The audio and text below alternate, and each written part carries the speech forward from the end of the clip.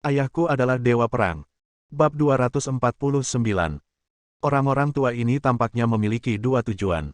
Pertama, untuk berinvestasi dalam suatu proyek besar. Kedua, untuk melihat siapa yang menginvestasikan lebih banyak uang, sederhananya, untuk bersaing demi kekayaan. Saat ini, banyak pria tampan dan wanita cantik yang membawa kotak kado yang sangat indah, masing-masing membagikan satu salinannya, sambil membagikan hadiah. Mereka juga memperkenalkan proyek dan mencoba berbagai trik agar orang-orang tua berinvestasi di peti mati. Para pelayan juga menyajikan sepiring buah-buahan dan makanan ringan yang lezat satu demi satu. Guan Qianjun melihat seorang pelayan muda dan cantik masuk dari koridor, menghentikannya sedikit, dan memberinya senyuman yang sangat jahat, yang langsung membuat pelayan itu terpesona dan membuat jantungnya berdebar kencang. Lao Guan tidak hanya tampan, tetapi juga sangat mengesankan. Begitu pesonanya terungkap, itu tidak akan ada habisnya. Di usianya, dia berada di antara anjing serigala kecil dan paman.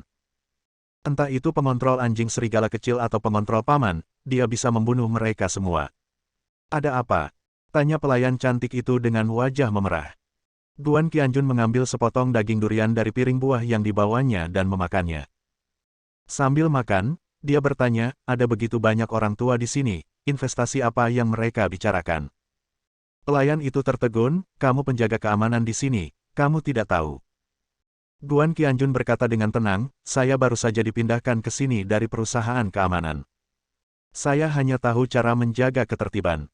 Sepertinya mereka mengobrol dengan hidup, tetapi mereka tidak tahu apa-apa. Pelayan cantik itu mengangguk dan menerima penjelasan ini. Dia mulai berbicara. Ternyata, tempat pemandangan ini disebut kota Gaya Huamei, seluas hampir 50.000 meter persegi. Ini akan menjadi tempat pemandangan buatan paling indah di kota Yunhai dan akan segera digunakan. Tetapi, meskipun perangkat kerasnya telah ditingkatkan, berbagai perangkat lunak masih memerlukan investasi modal yang besar. Oleh karena itu, pihak-pihak terkait mengadakan konferensi investasi dan mengundang mayoritas lansia yang memiliki uang cadangan untuk berpartisipasi. Uang menghasilkan uang, dan Anda bisa mendapat lebih banyak.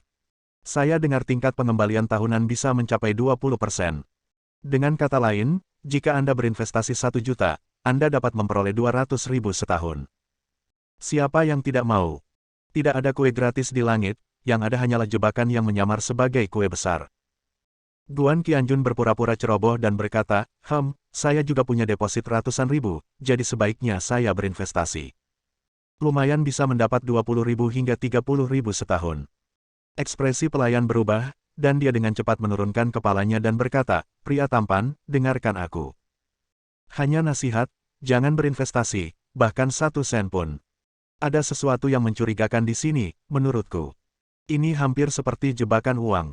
Guan Qianjun melihat padanya, oh, benarkah? Apa yang terjadi?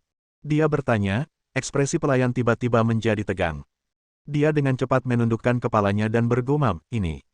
Aku tidak tahu pasti, jadi jangan tanya padaku. Pokoknya, jadilah penjaga keamananmu dan jangan khawatir tentang hal lain. Apakah kamu mengerti?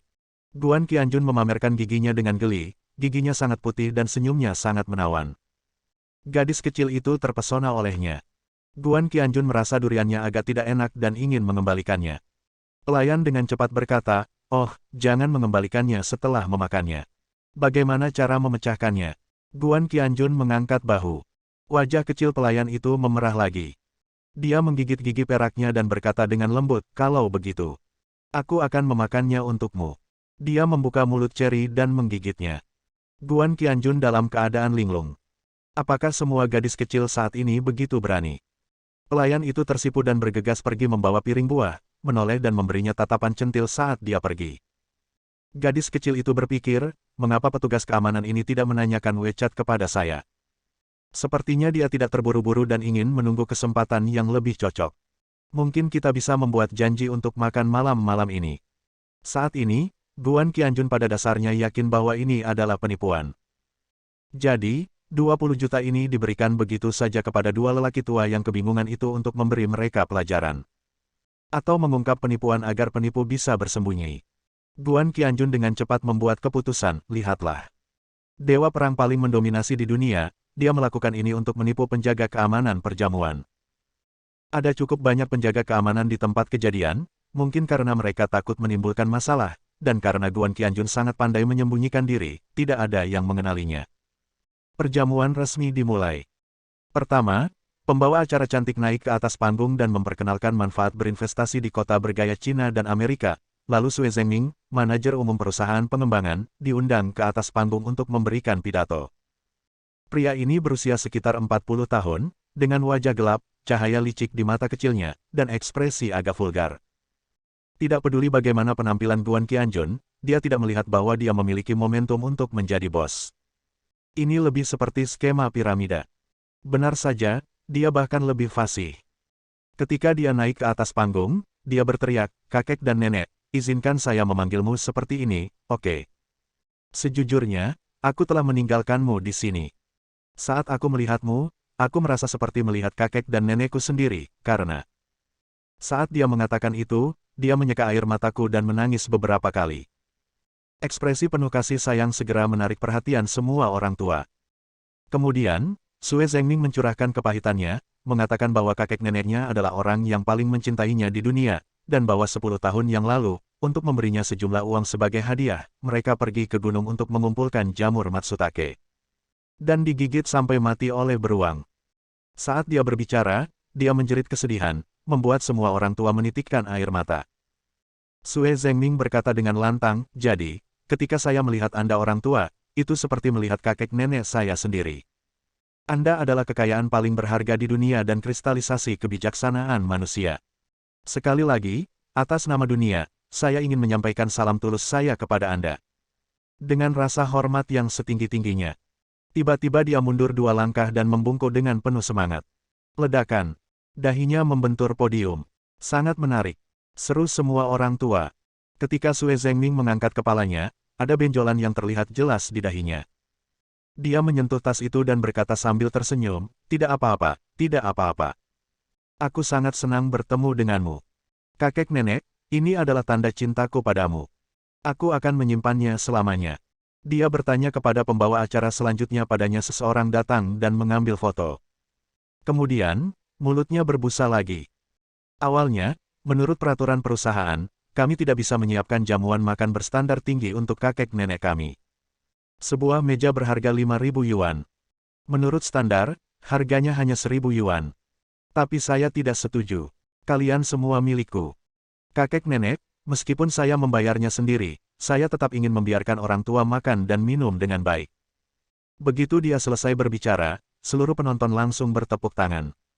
Sue Zhengming mengangkat tangannya dan menekannya, lalu berkata, "Awalnya, menurut peraturan perusahaan, hadiah standar untuk kakek nenek adalah 100 yuan, tapi bagaimana saya bisa melakukan ini? Memberi Anda hadiah yang begitu murah, Pak Tua, itu tidak hanya mempermalukan kalian, tetapi juga mempermalukan saya. Jadi, saya juga bertengkar dengan para pemegang saham untuk memberi kalian masing-masing hadiah sebesar 3.000 yuan."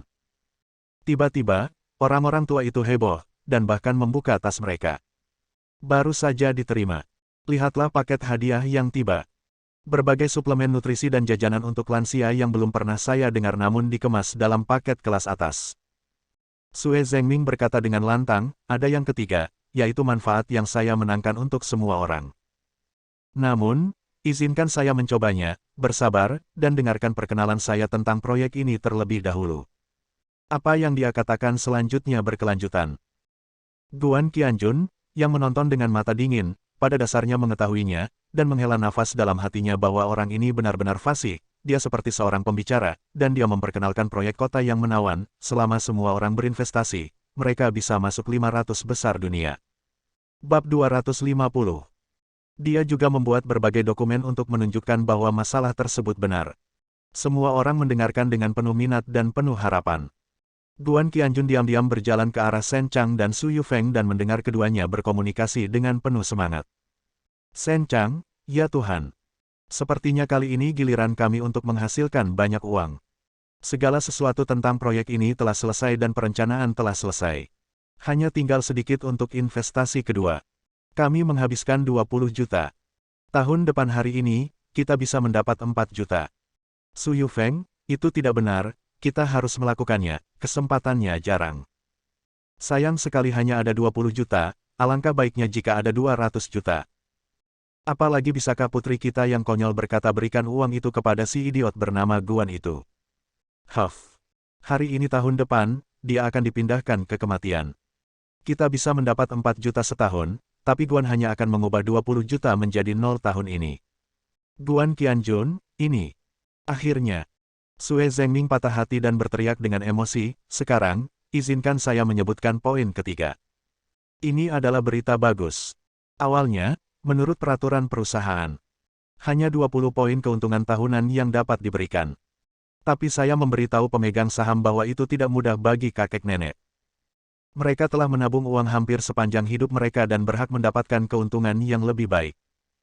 Sekarang harga-harga melonjak dan uang semakin terdepresiasi. Saya tidak tega melihat kakek nenek saya berpenghasilan begitu sedikit uang. Ucapnya sambil menyeka air matanya lagi. Semua orang tua memandangnya terharu. Guan Qianjun menghela nafas dalam hatinya, sungguh orang yang berbakat. Su Yufeng bertanya dengan keras, jangan pamer, bisakah kamu meningkatkan keuntungan tahunan? Ya. Sue Zhengming menatapnya dan mengangkat 2 jempol dengan putus asa. Nenek ini, aku tahu itu orang yang sangat pintar seharusnya tidak pernah melihat sesuatu yang salah atau orang yang salah dalam hidupnya. Semuanya terkendali. Su Yufeng sangat senang dipuji di depan begitu banyak orang, dia melambaikan tangannya dengan sikap sok, berhenti bicara omong kosong dan datanglah dengan sesuatu yang berguna. Meskipun saya mengatakan bahwa saya tidak bisa memakai apapun selain sanjungan, tapi saya belum pernah memakai apapun di sini. Sue Zhengming menghela nafas, dia memang nenek yang sangat pintar. Hanya orang pintar seperti Anda yang benar-benar bisa tidak menganggap serius sanjungan. Saya merasa nenek ini adalah seorang jenderal wanita. Su Yufeng hampir melayang ke langit-langit setelah semua bualan itu. Sue Zhengming kembali ke bisnis. Itu benar. Seperti yang dikatakan nenek terpintar di dunia, saya telah lama memohon kepada pemegang saham untuk mendapatkan diskon 5 poin lagi untuk kakek nenek Anda. Dengan kata lain, selama Anda menginvestasikan uang, Anda bisa dapatkan keuntungan tahunan sebesar 25 poin.